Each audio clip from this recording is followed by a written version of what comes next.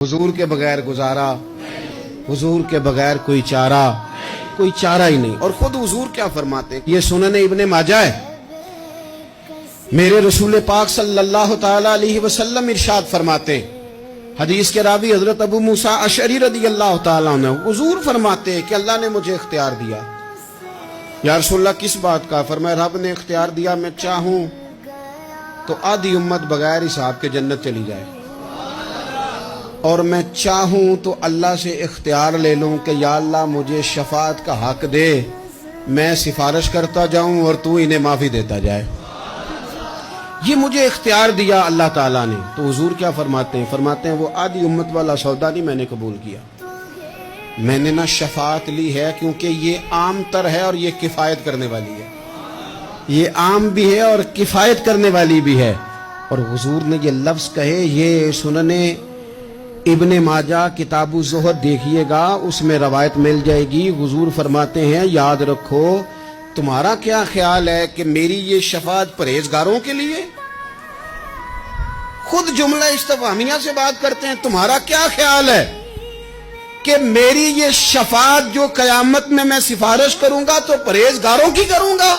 हुजूर फरमाते हैं नहीं, मैं कयामत में गुनाहगारों की सिफारिश करूंगा, मैं गुनाहगारों की सिफारिश करूंगा, गुनाहगारों के लिए अर्ज करूंगा अल्लाह की बारगाह में। कुछ दिन पहले मैं कहीं पढ़ रहा था, किसी का मजमून उसने तशबीह किस तरह की दी है मुझे पता नहीं, लेकिन लिख दी बात, कहने लगे एक वकील होता है, एक शफी होता है, एक वकील होता है, एक हुजूर वकील नहीं हमारे, हुजूर हमारे शफी हैं, शफाअत करने वाले हैं। वकील ये कहता है जज साहब से कि ये जिसका मैं वकील हूं ना, इसने ना गलती कोई नहीं की, इसे माफ कर दे। वकील यूं बहस करता है, कहता है इसने किया ही नहीं, जुर्म माफ करे। और जो शफी होता है ना, वो कहता है मालिक इसने सारे किए, तू मेरे आने की लाज रख और इसे माफ कर दे।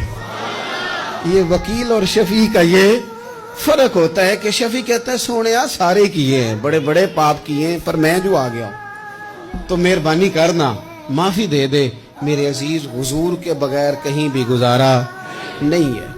हमने ना जब ये बात समझ ली, और पता है नबी करीम सल्लल्लाहु अलैहि वसल्लम ने आगे बढ़ के खुद भी कई मकामात पर इस बात को खोल कर मुख्तलिफ अंदाज में बयान किया। हजरत अब्दुल्लाह इब्ने अब्बास रज़ियल्लाहु ताला अन्हु की रवायत आप देख लेंगे, आपको मुस्तदरक में मिलेगी।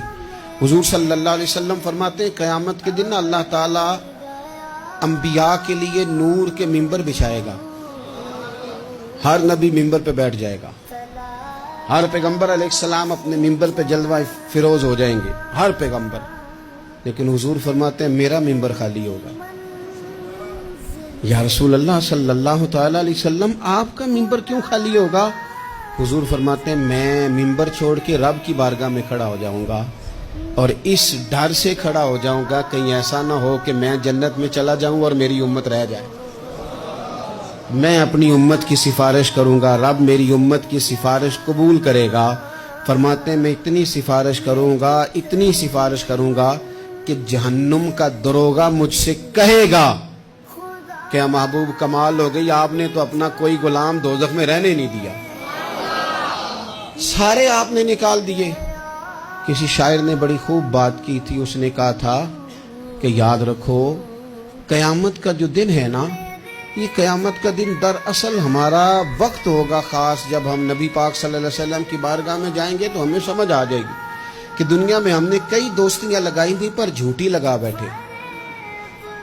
एक दोस्ती सच्ची है जो मदीने वाले की है, वो कहते हैं मोहम्मद बूटिया झूठा ही जाग सारा, ये सच्चियां मदीने वाले दियां यारियां, सच्चियां मदीने वाले दियां। तो नबी पाक सल्लल्लाहु अलैहि वसल्लम के बगैर ना दुनिया में गुजारा है, ना कब्र में गुजारा है, ना आखिरत में गुजारा है। अब एक सबक है, वो सबक भी आपने जरूर याद करना है। जिस शख्सियत के बगैर हमारा गुजारा नहीं, न कब्र में, ना आशिर में, ना पुलसिरात पे, ना मिज़ान अम्बल में, ना हौज़े कौसर पे, तो हमारा उनके बगैर दुनियादारी में गुजारा कैसे हो जाए?